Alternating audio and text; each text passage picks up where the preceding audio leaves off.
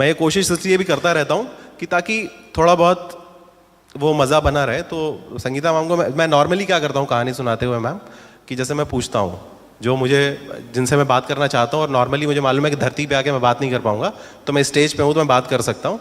तो ये कहानी मेरी और संगीता मैम की है, और बढ़िया बात है आज अजेश सर नहीं है तो मैं आराम से कहानी सुना सकता हूँ। और ये सच मैं सबको पूरे लखनऊ को बता सकता हूँ। अजेश सर बहुत अच्छी फोटोग्राफी करते हैं, बाहर उन्हीं की जो बहुत सारी फोटोग्राफ्स लगी हुई हैं और आपको देखनी चाहिए। तो मैं और मैम क्लास में ही थे, साथ में ही थे। ये बात अजय सर को नहीं बताई मैंने, कभी किसी को भी नहीं बताई, यहाँ के ऑर्गेनाइजर्स को भी नहीं पता थी, वरना मुझे बुलाते भी नहीं। अजय सर इसी वजह से चले गए, शायद मेरे को देख नहीं पाते मुझे लग रहा है। तो खैर, तो संगीता जी मैं पूरे कॉलेज कभी तुमसे ये कह नहीं पाया, लेकिन कॉलेज के पहले दिन ही इंस्टेंट कॉफ़ी वाला प्यार हो गया था आपसे। और इंस्टेंट कॉफ़ी वाला जो प्यार होता है वो रह रह के उबाल मारता है।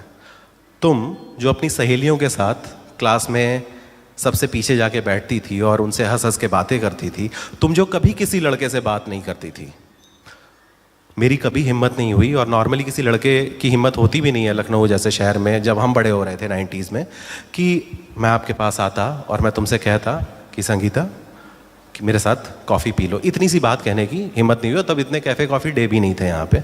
तब एक नदिया किनारे हुआ करता था जब हम लोग कॉलेज में थे, और वहाँ पे जाओ तो कोई ना कोई मोहल्ले का रिश्तेदार मिल ही जाता था। तो फिर मैं बड़ी हिम्मत करके संगीता जी के पास गया और मैंने कहा, हाय Sangeeta, I am Divya Prakash, bond, James bond. तो तुमने और तुम्हारी सहेलियों ने, जैसे आपकी सहेली पड़ोस में बैठी हुई हैं, ये ऐसे ही हंस रही थी और ऊपर से नीचे तक मुझे घूरा और वो हंसने लगी, फूट फूट कर हंसने लगी, और कहा तुम दिव्य प्रकाश हो तो इसमें मैं क्या कर सकती हूँ। जैसे ही तुमने ये बोला और वो तुम्हारी सहेलियाँ फूट फूट कर हंसने लगी, और हंस वो रही थी, फूट मैं रहा था, मन ही मन, अंदर ही अंदर। और ये पूरी दुनिया में नीलोत्पल, पूरे हिंदुस्तान में ही, तुम तो मुखर्जी नगर में कोचिंग की हो और श्रीधर ने जबलपुर की वो दुनिया देखी है, ये पूरे हिंदुस्तान में, मतलब पूरी दुनिया में, केवल हिंदुस्तान में ऐसा होता है कि जब कोई लड़की हंसती है और उसकी सहेली को वो बात ना पता हो तो भी वो साथ में हंसने लगती है। ये पता नहीं कैसे आप लोगों की केमिस्ट्री मैच कर जाती है, मुझे समझ नहीं आता। खैर, जब आपने हंसने वाला जो एक कांड हो गया, उसके बाद अगले 6 महीने मेरी हिम्मत नहीं हुई कि मैं तुम्हारे पास आऊँ और मैं चाय या कॉफ़ी के लिए पूछूँ। कॉलेज वैसे ही बीतता रहा और तुम अपनी सहेलियों के साथ वैसे ही हंसती रही। लेकिन जो ये इंस्टेंट कॉफ़ी वाला प्यार होता है, ये रह रह के उबाल मारता है, रह रह के। हुआ क्या कि एक दिन तुम क्लास में लेट आई और क्लास शुरू हो चुकी थी, और वैसे भी स्कूल और कॉलेज में यही एक बेसिक फ़र्क होता है कि स्कूल में लोग आगे वाली सीट घेरने के लिए जल्दी आते हैं और कॉलेज में पीछे वाली सीट घेरने के लिए। तो आगे वाली सब सीटें भर चुकी थी। जब तुम आई तो तुमने ध्यान नहीं दिया, तुम गलती से मेरे पड़ोस में आके बैठ गई। और इसके बाद जो ये बात हुई, ये तो अजय सर को आप कभी मत बताइएगा, जो मैं बताने वाला हूँ।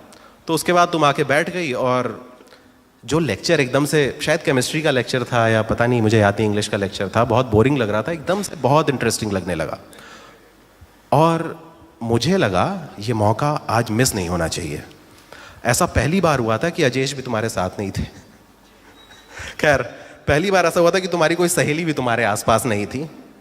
लेक्चर के बीच में मैंने हिम्मत कर ली कि आज तो बात करनी ही है, और उसके बाद मैंने अपनी रजिस्टर के पीछे वाले पन्ने से एक पर्ची निकाली और वो फाड़ के तुम्हारी तरफ बढ़ा दी और लिखा, सॉरी, पहले दिन की बात के लिए।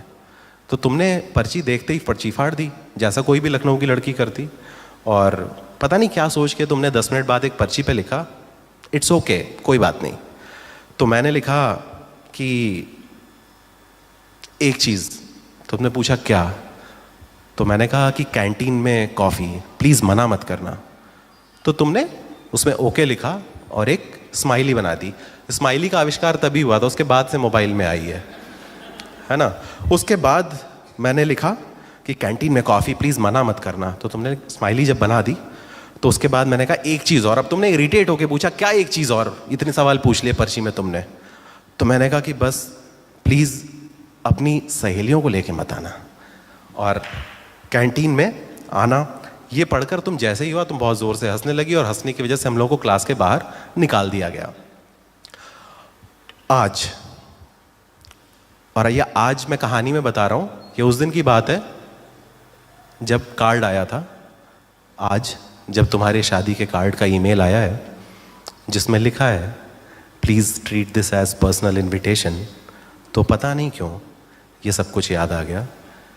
एक पर्ची पे लिख के ही भेज दिया होता तो तुम्हारी शादी में पक्का आ जाता।